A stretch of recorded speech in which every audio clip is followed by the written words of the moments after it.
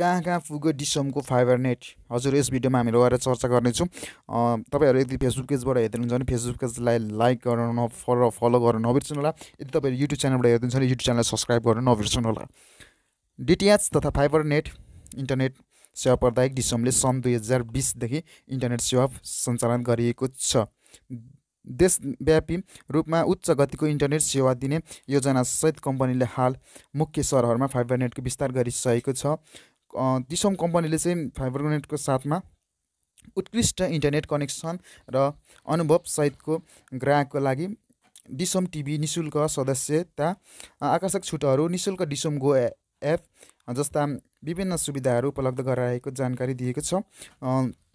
कम्पनीले हालसम्म काठमाडौँ, भक्तपुर, ललितपुर, बनेपा, बर्दिवास, डल्केबर, हेटौडा, भरतपुर, धरान, विराटनगर, दमक, बिर्तामोड, काकरभिटा, इटरी र इनोरामा सेवा विस्तार गरिसकेको छ।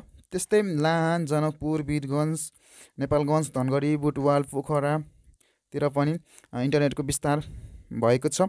छुट्टै नेपालको प्रमुख सहरहरू लगायत अन्य स्थानमा पनि फाइबरनेट विस्तार हुने कम्पनीको जानकारी छ।